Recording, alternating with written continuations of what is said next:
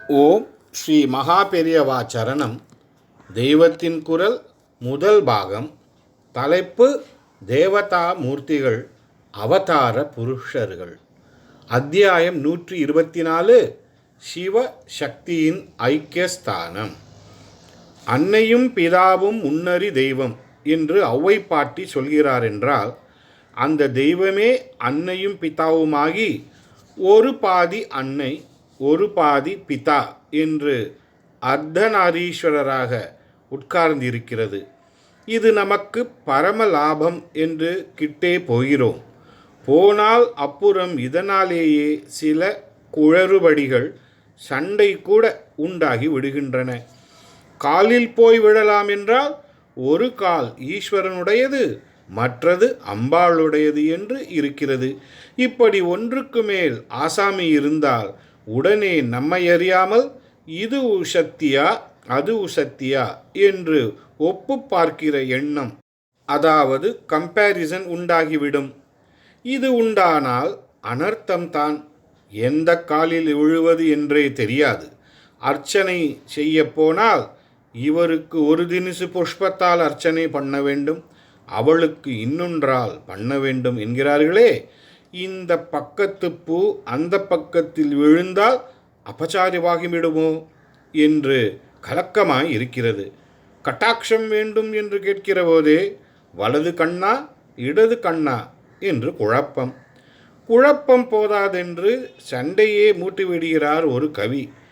அப்பைய தீட்சிதரின் வம்சத்தில் பிறந்து மதுரையில் மந்திரியாக பரிபாலனம் செய்த நீலகண்ட தீட்சிதர் தான் அவர்.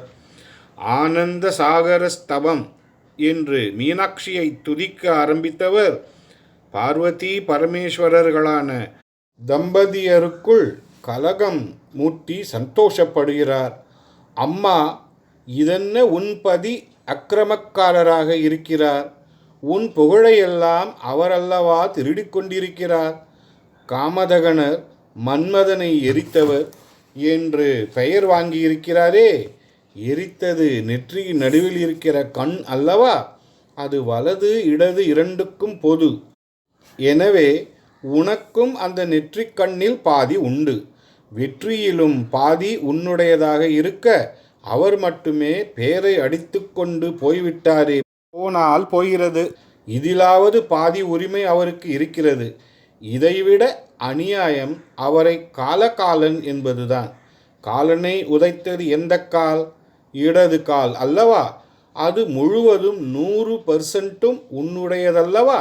நீ செய்த காலசம்ஹாரத்தை அவர் தமதாக தஸ்கரம் பண்ணியிருக்கிறாரே என்கிறார். ஜனனம் மரணம் இரண்டையும் கடக்க முறையே காம ஜெயம் கால ஜெயம் பண்ண வேண்டுமானால் அம்பாள் அருள் இன்றி முடியாது என்கிற பெரிய தத்துவத்தை கவித்துவ சுவாதந்திரியத்தோடு சுவாதீனத்தோடு இப்படி சொல்கிறார். ஆனால் அவர் ரொம்ப பெரியவர். சண்டை மூட்டிவிட்டதோடு அவர் நின்று விடவில்லை. எல்லா சண்டைகளும், அதாவது வாழ்க்கை போராட்டமே தீர்ந்து போகும்படியான பரம பிரேமை இந்த அர்த்தநாரீஸ்வரருக்குள் எங்கே ஊற்றெடுக்கிறது என்பதையும் சிவலீலார்ணவத்தில் சொல்கிறார். அசக்கிய மங்காந்தர என்று தொடங்கும் ஸ்லோகத்தில் பரமாத்மாவின் அன்பு ஊற்றெடுக்கும் அந்த இடத்தை நினைத்து விட்டால் நமக்கு ஒரு குழப்பம் குறைவும் உண்டாகாது. அப்படியே அதில் ஊறிப்போகவே தோன்றும். அவர் ரத்ன சுருக்கமாக சொல்வதை விவரித்து சொன்னால்தான் நமக்கு புரியும். அர்த்தநாரீஸ்வர ரூபத்திலிருந்து பார்வதி பரமேஸ்வரர்களின் எல்லா அங்கங்களையும் பிரித்து பிரித்து பாகம் பண்ணுகிறோம். மாட்டொரு பாகன் உமையொரு பாகன் என்றெல்லாம் அவருக்கும் பாகம் பிரியா என்றே அவளுக்கும் பெயர்கள் இருந்தாலும் கூட, இது இவர் கண் அது அவள் கண், இது இவர் காது அது அவள் காது என்று இப்படி பாகம் பிரித்து பார்க்க முடிகிறது. இந்த கூறு இவருடையது, அந்த கூறு அவளுடையது என்று மொத்தத்தையும் பப்பாதியாக பிரிக்க முடிகிறது. இப்படி 2 ஆசாமிகளை கொண்டு வந்தவுடனே கம்பேர் பண்ணுகிற அனர்த்தம். அடாடா, அப்படியானால் பிரித்து சொல்ல முடியாமல் ஓரிடமும் இவர்களிடம் இல்லையா என்று தேடுகிறோம். பிரிக்க முடியாமல் இருப்பது எது? அணு, அதாவது ஆட்டம் தான். அதற்கு மேலே பிரித்து காட்ட முடியாது என்று நம்மை நிறுத்தி வைப்பது அணுதான். பிரிக்க முடியாத அதை பிளந்துதான் இப்போது எத்தனையோ உற்பாதங்களை பண்ணி இருக்கிறார்கள்.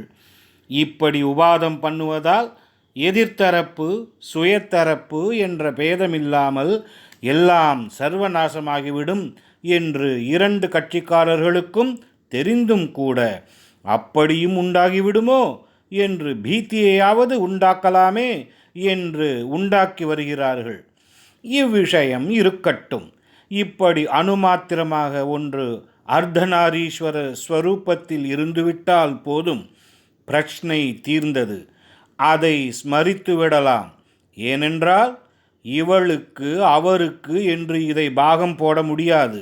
அது இரண்டு பேருக்கும் சொந்தமாயிருக்கும். ஒப்புவமை ஒருத்தரை விட்டோம் ஒருத்தருக்கு அபச்சாரம் செய்தோம் என்கிற தோஷங்கள் உண்டாவதற்கில்லை. அப்படி அணுப்பிரமாணமாக ஒன்று இந்த இரண்டுக்கும் மத்தியஸ்தானத்தில் இருந்துவிட்டால் போதும். எவ்வித மனக்கலக்கமும் இல்லாமல் அதை பிடித்து கொண்டு அம்மையப்பனின் கூட்டு அனுகிரகத்தை பெற்றுவிடலாமே என்று தேடுகிறோம். இங்கே தான் கவி நமக்கு சகாயம் பண்ண வருகிறார்.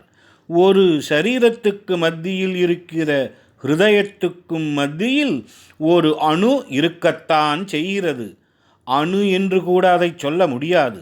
அணுவையாவது ரொம்பவும் நுண்ணிய மைக்ரோஸ்கோப் வைத்து பார்த்து விடலாம். உடனே மானசிகமாகவாவது அதில் இரு பக்கங்களை பங்கு போடலாம்.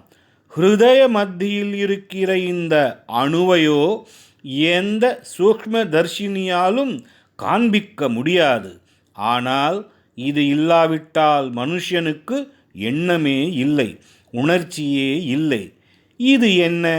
மனசு மனசு என்கிறோமே, அதுதான். எந்த எக்ஸ்ரேயிலாவது அதை காட்ட முடியுமா?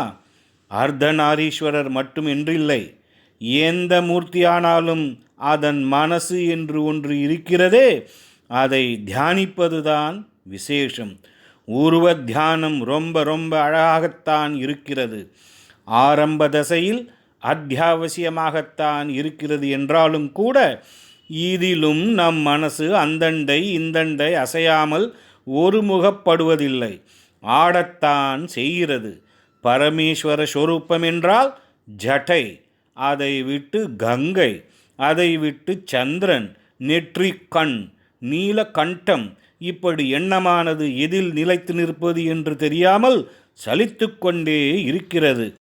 பரமாத்மாவின் மனசு என்று எடுத்து கொண்டாலோ அது ஒன்றாகவே இருக்கிறது.